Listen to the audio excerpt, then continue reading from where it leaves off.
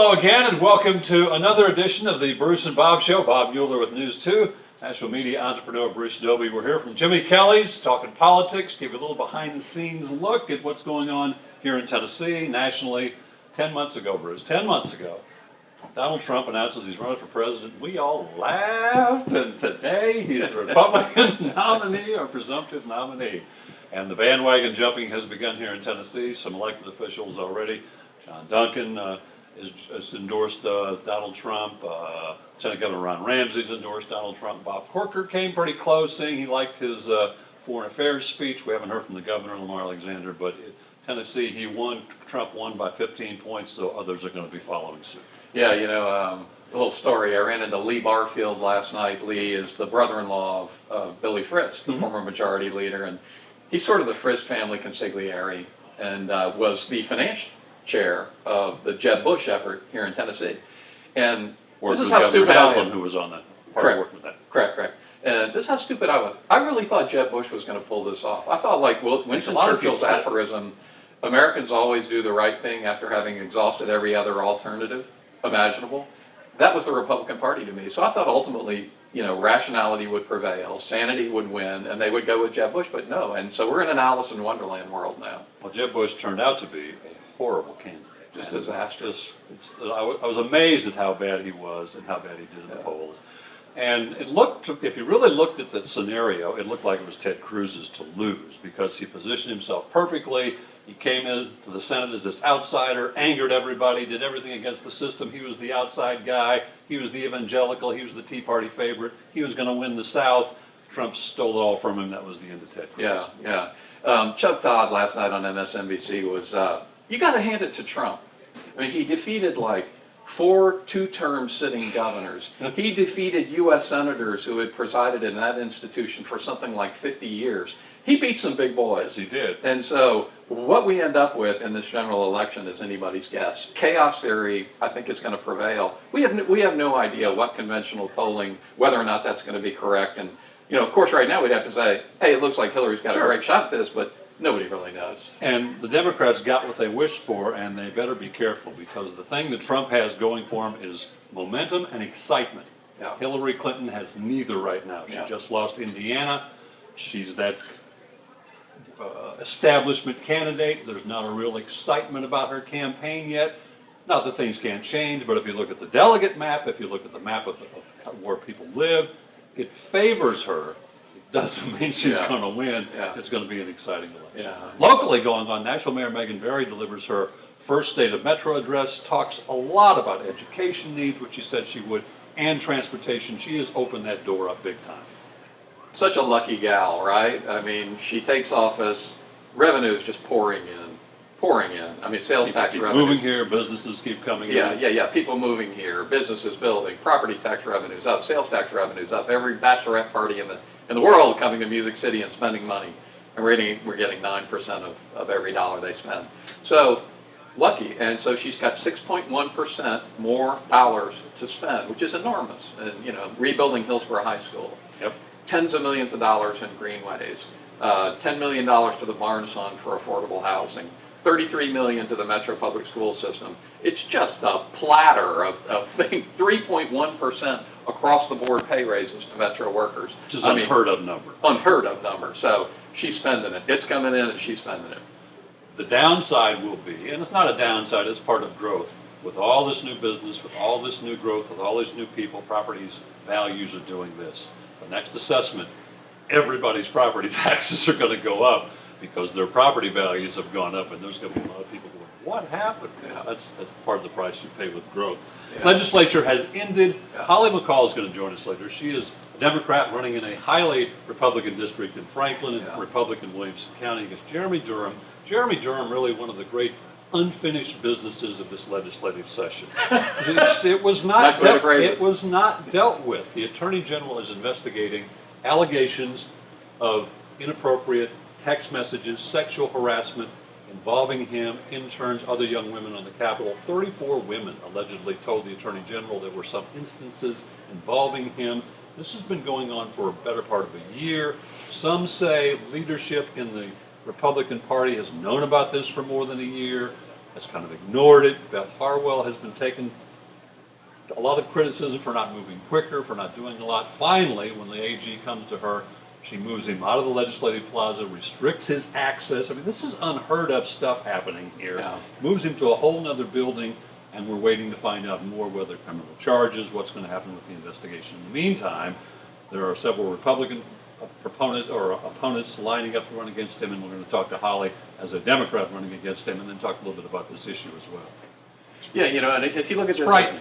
It's crazy, and it's just all positive for Democrats. And if you look at everything that Donald Trump has said about women, what he said about Carly Fiorina, what he has said about Ted Cruz's wife, and so that almost misogynistic behavior on the part of the party standard bearer Yep. at a very high level.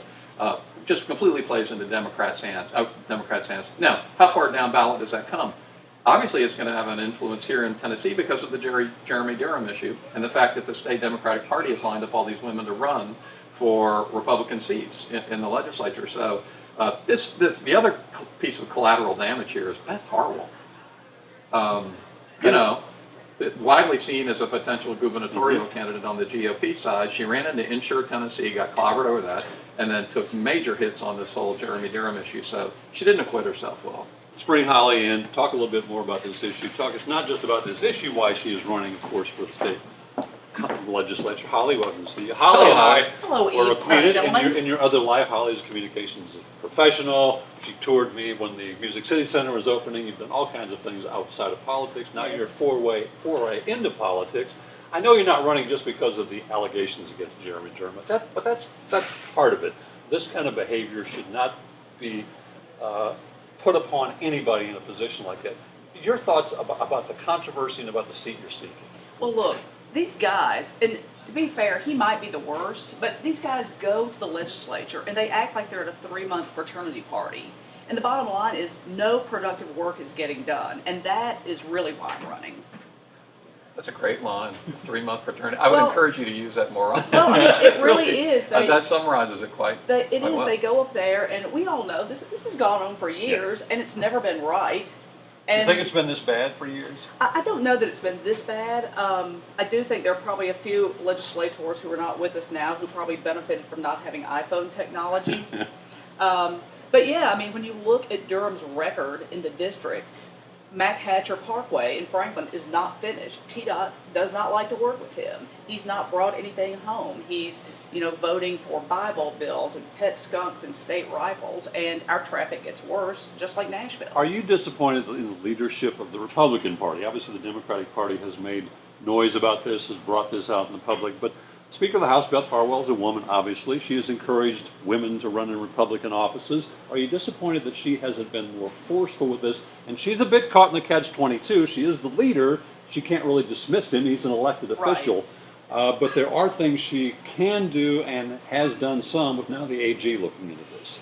I'm not sure disappointment is the right word. I find it incredible that particularly a woman who surely at some point in her life when she was young had to deal with some form of sexual harassment. I mean, it just happens. And I find it incredible that she would not step up and do the right thing, that her political ambitions are so far ahead of just doing the right thing, treat people decently. So I'm not even sure it's disappointment. I think it goes way beyond that for me. Okay, this is what I want to know. How are you? You're in Williamson County. You're a woman running as a Democrat. Tell me how you're going to win. Well, you were not the first person to call me crazy to run as a Democrat in Williamson County and as a woman. I think it's conceivable, but I want to. Well, I will tell you, there are people who say a Democrat can't win, and I think they're wrong. I've got some historical knowledge. I grew up there. When I was growing up, the seat seesawed, Democrat-Republican, Democrat-Republican. The Democrats have not run a really viable candidate in 16 years. 2 years ago, a gentleman named Bill Peach ran. He got 27% of the vote and did nothing. An 80-year-old guy put his name on the ballot, put a few yards, like literally 300 yards, and he's got 27%. This year, first of all, I'm on track to raise $100,000 by July.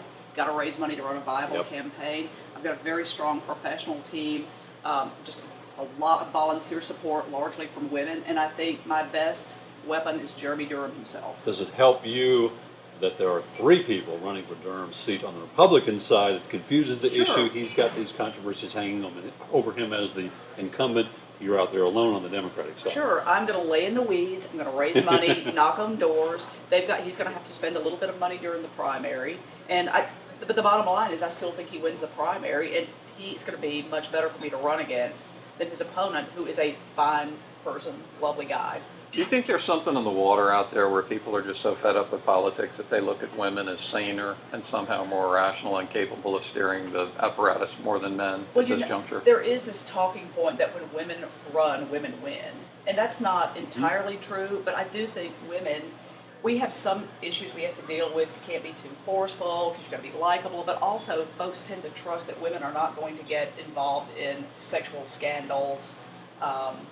That it's the mothering thing. So there's a balance, but yes, I do think women benefit from folks thinking We've talked about this before, the wasted time up there on issues that are social issues or things they take back to their constituents and say, see, I tried, knowing it's not going to pass. Mm-hmm. And I understand all that. But then when you look at the track record of what was accomplished this legislative session, they did nothing on road repair, they did nothing on Insure Tennessee, did not expand any kind of education classes. They did put more money into education, but there was really no big project. The roads are falling apart. It wasn't even talked about. Mm-hmm. Is that part of what you as a change agent would like to see going up there to actually get things done and accomplished, as opposed to spinning a lot of wheels and doing issues that cause a lot of controversy? Some get passed, some get challenged in court, those kinds of things. I think my biggest issue is infrastructure. Our traffic gets worse by the day. I did work in Metro for MTA for a short time, and I got very versed in the infrastructure and transit issues. Traffic is the biggest concern in Williamson County. Every time the Chamber of Commerce polls, it's traffic. And Williamson County is going to have to take the leadership. We cannot rely on Metro Nashville to fix our problems for us. We've got to kick in. Our city leaders are great, but our legislative officials are holding us back. You're not the only woman on the ballot running against a Republican. Tell us a little bit about this effort this year to run. I think we've got 23 women. I think we're up to 26. 26. Okay, 26 women running against Republican incumbents. Tell us a little bit about that. Is it harder to convince women too to take that plunge? You get beat up out there. Oh, sure. I think it is. My first response, I had 5 people come to me and say, we think you should run. And my first response is, surely there's somebody better. But you know what? Nobody else is stepping up. And there are 26 women from all walks of life, young, old like me. There are folks who are nurses, teachers, communication professionals, lawyers, and I think it comes from the same point, which like these women are fed up. And Insure Tennessee is what got a lot of them interested. Republican or Democrat, 67% of people in Tennessee are in favor of Insure Tennessee. It resonates in Williamson County more than I thought it would. Sherry Hammond, Republican, ran last time. There was a push on the Republican side to do the exact same thing. Talk a little bit about what's happening change-wise in Tennessee in this community. Is the influx of new people who don't know all the history and aren't set in their ways, is that helpful to new candidates, especially women candidates, younger people moving to town, more wide open appeals, more diverse opinions? I do think that is the case. I know in my district there are a lot of new people who've moved in the last 2 years, and you can bet I'm going to be targeting them. We've got a lot of folks moving in from New York, from California, from more liberal areas. I think Tennessee has gotten, I was going to say unfairly targeted as a red state, but we did vote for Donald Trump. The only county in Tennessee that did not vote for Trump was Williamson. Rubio? So I think that's, Rubio. Yes, Rubio. Rubio first, Cruz second? Yep. So yeah, I do think that's helpful, and I think anybody who does not try to reach out to voters who have who have registered in the last 2 years is missing an opportunity. Does the presidential election going on and the interest in the presidential election help the down ballot elections? Help you come up in, is it August? That's when the primaries in August, and then November, obviously, with the I don't know. I don't know. I was talking to a pollster who said, if I had a crystal ball, I still wouldn't predict what would happen. I know a lot of Democrats who say, isn't it great that Trump is at the top of the Republican ticket? I don't know that it is. He's clearly exceeded expectations. We might end up with him as president, so I don't think it's great. Hillary is still fairly popular among Democrats. She does not exude the charisma her husband does, but she's still popular. There are a lot of women, Republican women, who will cross over and vote for her. I'm starting to see that from Republican women in my own district. But I think it's anybody's guess, really. Like, I don't think I could predict what happens. Looking at the state quickly, what's the one failure out there? What's the one thing that you really like to change if possible? Oh my God. The one thing about the state, about the legislature, What's going on in Tennessee right now? I just think What's not going on in Tennessee right now? I think folks are more caught up in political talking points to a degree I've not seen in my life. Like I keep coming back, you just do the right thing. Healthcare. No substance? Right. Healthcare is a basic need. It's a basic need that we are not addressing. Infrastructure. They're just up there talking in some crazy little echo chamber. Did you hear that from your when you go door to door? Is that what you're hearing? Yes, and I think that is probably going to be my biggest talking point. Folks don't know about some of Durham's issues. A lot of people don't care. They view it as a personal fault.